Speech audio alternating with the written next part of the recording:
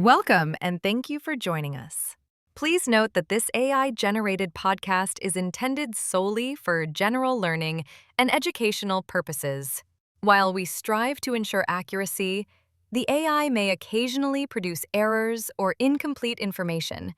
We strongly encourage you to consult qualified professionals and conduct your own due diligence before making any legal, financial, or business decisions based on the content presented here. Also, if you find this content valuable, we kindly request you to like the video, subscribe to the channel, and activate the notification bell to receive updates on future episodes. Let's begin. Welcome to the Deep Dive. Today we're jumping straight into a really pivotal Supreme Court patent case. That's right. We're looking at Mayo v. Prometheus, a landmark decision, asking if you can patent a diagnostic test that's based essentially on a natural correlation. And our mission here is to break down why this case matters so much, especially if you need to get a handle on this whole inventive concept idea in patent law pretty quickly. Absolutely. Yeah. Because you've got this fundamental tension, right? Section 101 of the Patent Act says yes to patents for processes, but courts have long said, hold on, not for basic things like laws of nature, natural phenomena, abstract ideas. Those are sort of the building blocks. Exactly. They have to remain free for everyone to use. So this whole deep dive, it's really about figuring out where that line is drawn, where does discovery stop and, patentable invention actually start. Okay, let's ground ourselves in the specifics, the legal facts. What are we looking at here? So the case is Mayo Collaborative Services, doing business as Mayo Medical Laboratories et al. Versus Prometheus Laboratories, Inc. That's number 10-1150. And the court. The United States Supreme Court. The decision came down on March 20, 2012. Got it. And who is involved? The opinion was delivered by Justice Breyer, and importantly, it was for a unanimous court. No dissents. Unanimous? Wow. That sends a message. It really does. The parties were Mayo Collaborative Services, think Mayo Clinic as the petitioners, challenging the patent, and Prometheus Laboratories, the respondent, who held the license to the patents. And the lawyers. Briefly. Sure. Stephen Shapiro argued for Mayo, Richard Bress for Prometheus, and because the U.S. government had an interest, Solicitor General Verrilli argued as amicus curiae, supporting Mayo's position, actually. Interesting. Okay, so what were they actually fighting about? The medical context seems key here. It's crucial. The patents were about using thiopurine drugs. These are powerful drugs used for treating autoimmune diseases, things like Crohn's disease or ulcerative colitis. Right, serious condition, very serious. And the problem is people metabolize these drugs really differently, so getting the dose right is incredibly difficult. Too much, you risk serious toxicity. Too little, the drug just doesn't work. A real tightrope walk for doctors. Definitely. Now, researchers Prometheus's predecessors made a key discovery. They found specific natural correlations between the levels of certain metabolites in a patient's blood, specifically things called 6-TG and 6-MMP, and the drug's effectiveness or toxicity. So they figured out how to read the body's response. Right. A natural law, essentially. Exactly. Like, they found if the 6-TG level was below about 230 units, the dose likely needed to go up. But if it was above, say, 400 units, you probably needed to decrease the dose because of toxicity risks. That sounds incredibly useful for treatment. So the patent wasn't on the drug itself? Or the correlation? Oh, no, not directly. Yeah. The patent claimed a process for using that correlation. It laid out 3 basic steps. Okay, what were they? Step 1, administering the thiopurine drug to a patient. Standard medical practice. Step 2, determining the level of those key metabolites in the patient's blood. Again, using known testing methods. Standard lab work. Pretty much. And then step 3 was this wherein clause. This part basically spelled out the correlation. It told the doctor, wherein the measured level is X, it indicates a need to adjust the dose up or down based on those thresholds they discovered. Okay. So the steps were give drug, measure stuff, then consider the natural law you just discovered. That's a good way to put it. So Mayo developed its own similar test. Prometheus sued them for patent infringement. And that set up the big legal question? Precisely. Did that 3-step process transform the unpatentable natural law, the correlation, into a patent-eligible application of that law? Did it add, and this is the key phrase the court focused on, significantly more than just stating the law and saying, apply it? That phrase, significantly more, sounds like where the whole fight is. It absolutely is. The Supreme Court was wrestling with, well, how much more do you need? What kind of steps turn discovery into a patentable invention? Now, Prometheus must have had arguments for why it was significantly more. Did they argue about the physical steps involved? Administering drugs, testing blood that sounds like transformation? They did. That was a major part of their case, leaning on the older machine or transformation test. They said, look, administering the drug transforms the human body, analyzing the blood transforms the blood sample. Therefore, it meets the test, it's eligible. Makes intuitive sense on the surface. What else did they argue? They made a couple of other important points. First, they argued these specific correlations were narrow, not some broad law of nature, so patenting them wouldn't really block off that much future research. Limited preemption, they called it. Okay. Second, and this was a big one, they argued that Section 101, the part of the law dealing with what is eligible for a patent, shouldn't be the main gatekeeper here. They felt if a patent claim was maybe too broad or not novel or obvious, well, other sections of the Patent Act, like 102 for novelty, 103 for obviousness, should be used to invalidate it, not this initial eligibility hurdle of 101. So use other tools. Don't block it at the first gate. Essentially, yes. And underlying all this was a policy argument. If you don't give us patent protection for discovering these valuable diagnostic correlations, you're going to discourage investment in this kind of vital research. Who's going to spend the money if they can't protect the result? A powerful economic argument. So how did Mayo push back against all that? Mayo's argument was, I think you said, direct and elegant. They basically said, hold on, this claimed process boils down to the natural law itself, plus just well-understood, routine, conventional activity.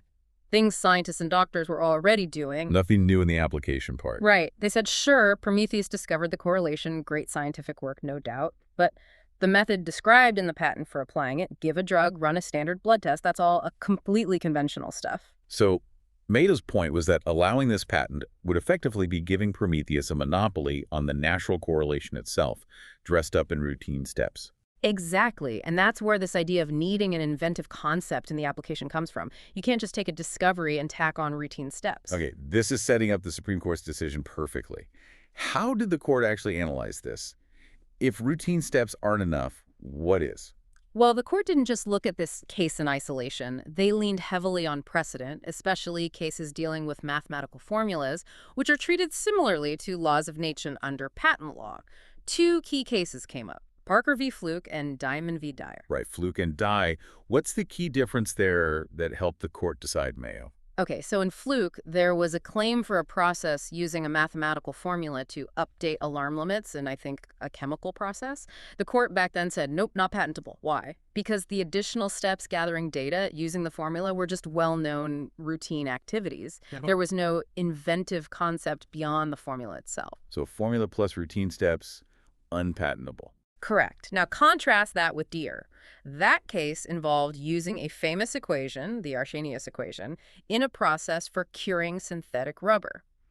But critically, the way the equation was used was part of a much more complex, integrated, and arguably inventive process. It involved constantly measuring temperature inside the mold, feeding it into the equation, recalculating cure time dynamically, and even automatically opening the press at the right moment. So the steps surrounding the equation were themselves innovative, transforming the whole process. Precisely. The court in Dyer saw the process as a whole as a patentable invention, an inventive application of the equation. It wasn't just calculate this, it was integrated into a novel manufacturing method. So the rule seems to be, if the application steps are novel and inventive, it might be patentable like Dyer. If they're just old hat, routine stuff, it's not patentable, like Fluke. That's exactly the framework the Supreme Court applied to Prometheus's claims. And when they looked at those three steps: administering, determining, and the where-in clause. Yeah, when they looked at those, they concluded they were much more like the situation in Fluke. They weren't inventive enough. Let's break that down one more time, step by step, through the court's eyes, using that inventive concept lens. Okay. Justice Breyer's opinion systematically dismantled it. The first step: administering the drug. The court said that just identifies who the test is for doctors already using these drugs. It's part of the pre-existing conventional medical context, not an inventive step by Prometheus. It just sets the stage. Right. The second step: determining the metabolite levels. The court pointed out that the methods for doing this measurement were already well-known and routine in the field. Nothing inventive there either. Standard lab work again. And the third step: the where-in clause. The court saw this as basically just telling the doctor about the natural law they discovered. It informs them of the correlation, but doesn't add any real inventive application beyond suggesting they should, Think about the results. So individually, none of the steps added anything truly inventive. Correct. And crucially, the court also said that even looking at the steps together as an ordered combination, they still didn't add enough. They amounted to nothing significantly more than an instruction to doctors to apply the applicable laws when treating their patients. Wow. So the final decision was pretty clear-cut then. Absolutely definitive. The Supreme Court reversed the Federal Circuit. They held that Prometheus's process claims were not patent eligible under Section 101. Full stop. And you mentioned earlier this was unanimous. Yes. Justice Breyer wrote for a unanimous court. No separate concurrences arguing for the same result for different reasons. No dissent saying the outcome should be different. That unanimity gives the core legal principle here that need for an inventive concept beyond the natural law tremendous weight. It really solidifies that principle. Did the court address Prometheus's concern about chilling investment in diagnostics? They did address the policy implications, but they flipped the concern on its head. They were actually more worried about the opposite problem. What was that? They worried that allowing patents like this would improperly tie up the future use of laws of nature. If Prometheus got a monopoly on using this basic correlation with routine steps, it could actually inhibit future innovation. How so? Imagine another researcher discovers a different biomarker or a more refined way to interpret the 6TG levels, maybe factoring in genetics. If Prometheus holds the patent on the basic act of measuring 6TG and thinking about it, it could block or hinder others from developing better, more nuanced diagnostic methods that build upon Prometheus's initial discovery.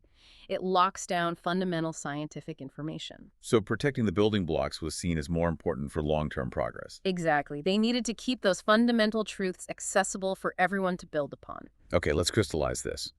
What is the lasting legal significance of Mayo v. Prometheus? What did it really change or solidify? Its biggest impact was reinforcing Section 101 as a crucial gatekeeper for patent eligibility.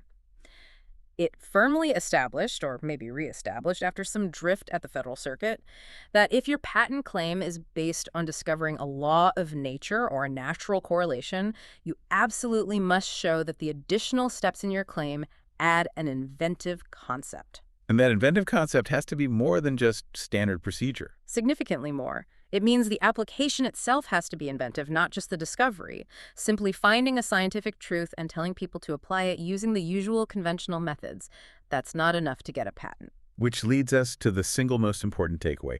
If someone listening needs to remember one thing from this case, what is it? I think the core takeaway is this.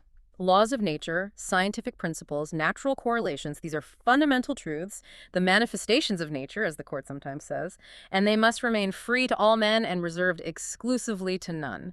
Discovering them is incredibly valuable, scientifically and medically, but if you want a patent on a method that uses that discovery, you need to have invented something more than just the discovery itself.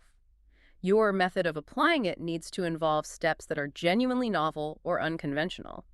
If all you've done is discover a natural law and then said, now measure it using standard tests and consider the result, you haven't invented a patentable process. You've just described the law and pointed to existing tools. It really highlights that deep tension, doesn't it? Rewarding the discovery versus keeping basic science open. It's a constant balancing act in patent law, and Mayo definitely tilted the scales towards keeping those fundamental building blocks more accessible. Rewarding the discovery is important, but not by locking up the basic tools of science and medicine. So, final thought for you, the listener, to mull over. Think about the practical implications. If Prometheus had won, if simply discovering a correlation and pairing it with routine tests was enough for a patent, Yeah, what would that mean? Every time a doctor learns a new correlation, maybe about diet and a specific disease, or a genetic marker and drug response, and applies that knowledge using standard patient history questions or common lab tests, could that thinking process potentially infringe a patent? The Mayo decision tried to prevent that, keeping the application of basic scientific truths freer, but that line between discovery and truly inventive application. That remains one of the most debated and critical questions in patent law today.